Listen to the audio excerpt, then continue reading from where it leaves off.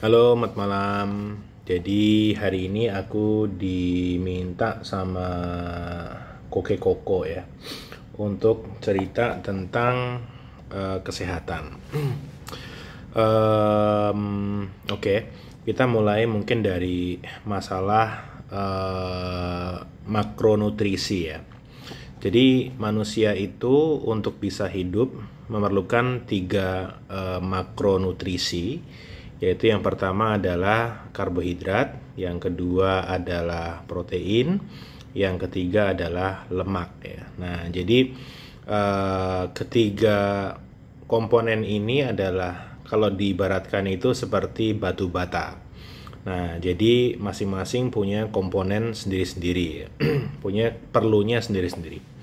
Jadi kalau misalnya kita kebanyakan lemak saja juga tidak baik, kalau hanya karbohidrat saja juga tidak baik, kalau hanya protein saja juga tidak baik. Jadi kita harus memiliki tiga-tiganya ya dalam porsi dan balance yang bagus ya. Jadi keseimbangan yang bagus.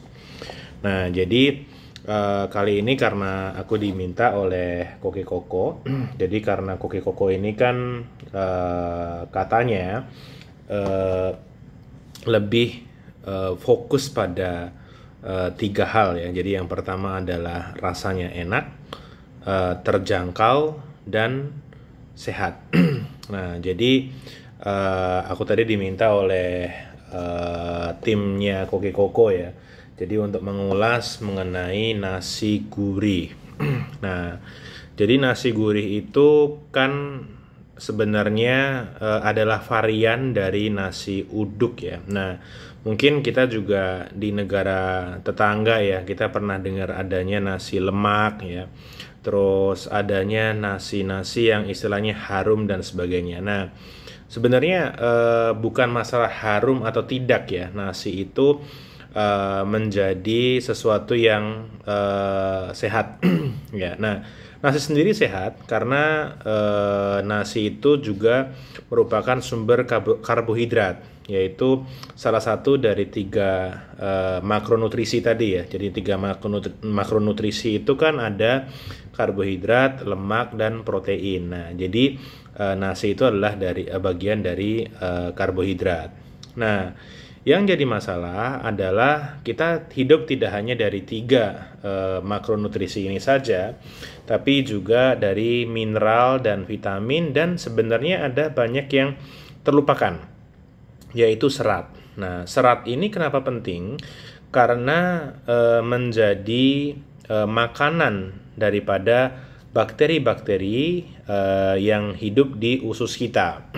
Nah, jadi usus itu adalah sesuatu yang sangat penting ya. Jadi apa namanya, kalau misalnya orang Jepang dulu itu bilang bahwa untuk istilahnya menyelidiki hatinya itu adalah selidikilah perutnya ya, sampai segitunya. Artinya bahwa masalah perut itu tidak bisa diremehkan ya. Dalam arti masalah usus itu tidak bisa diremehkan. Kalau misalnya kita makan sesuatu yang tidak sehat sehingga kita diare atau perut kita sakit, itu kan juga masalah usus, lambung, dan sebagainya. Pencernaan itu istilahnya akan merusak quality of life kita ya.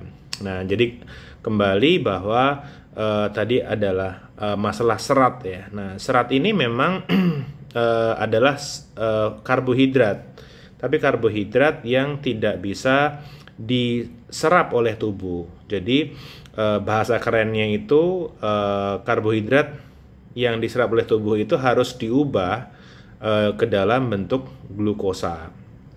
Nah, untuk mengubah karbohidrat ya, jadi zat tepung ya, jadi dari nasi, dari roti ini menjadi glukosa, itu diperlukan pemotong ya, karena rantai senyawanya itu panjang, jadi diperlukan rantai pemotong ini yang namanya enzim tadi ya. Jadi misalnya ada enzim amilase di mulut, di saluran pencernaan kita untuk menguraikan karbohidrat sehingga dia pada akhirnya bisa menjadi glukosa yang bisa diserap oleh tubuh kita sebagai energi.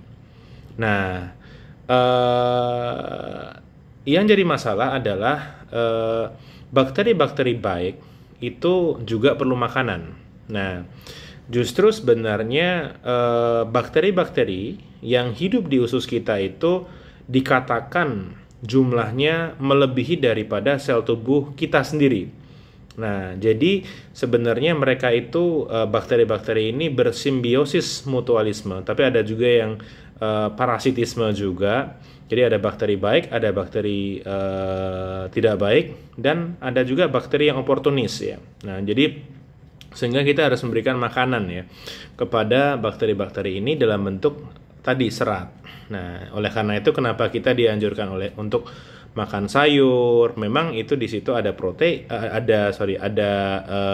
mineral, ada vitamin, tapi lebih daripada itu adalah di situ terdapat serat-serat yang menjadi makanan daripada bakteri yang baik. Nah, balik nih guys. Jadi Koke Koko ini kan memiliki nasi gurih ya. Ya, jadi kalau di Jepang itu di tahun 2015 itu sempat ada boom yang namanya coconut rice. Nah, jadi coconut rice itu adalah nasi, karena orang Jepang kan suka makan nasi yang dicampur dengan, yang ditanak dengan minyak kelapa atau misalnya santan. Ya. Nah, mungkin untuk beberapa orang Jepang yang tidak begitu suka adanya harum-haruman, jadi mereka kadang memilih virgin coconut oil atau beberapa varian-varian lemak yang lain. Nah, jadi sempat menjadi suatu tren ya di Jepang sendiri untuk memakan coconut rice ini setiap hari. Kenapa begitu? Karena nasi uduk, nasi lemak, terus nasi yang ditanak dengan santan, dengan coconut oil ini sebenarnya pada saat ditanak itu ada perubahan struktur kimianya menjadi yang dinamakan resistant starch. Jadi yang tadi serat ya. Jadi resistant starch ini ya setara dengan serat ya. Nah, artinya kalau kita makan nasi gurih yang ada di Koke Koko ini itu sebenarnya kita sudah bisa menyediakan serat yang cukup untuk dimakan oleh bakteri-bakteri yang baik di usus kita. Ya, jadi makanya sebenarnya makan nasi uduk itu ya bisa menjadi salah satu diet kita ya. Jadi istilahnya misalnya kita bisa mencoba makan nasi uduk atau makan nasi gurih ya kalau versinya Koke Koko ini misalnya seminggu 2 minggu pasti ada perubahan lah ya. Nah, tentu saja memang harus diikuti dengan keseimbangan dari mikronutrisi dan makronutrisi yang lain. Nah, inilah yang sebenarnya menjadi basic daripada tadi nasi gurih ya. Jadi nasi gurih yang ada di Koke Koko ini ya. Ya. Nah, oke, mungkin hari ini kita cukup membahas tentang nasi gurih. Next, kita akan bahas mengenai protein hewani yang ada di chicken katsu dan di karaage. Oke, terima kasih atas perhatiannya.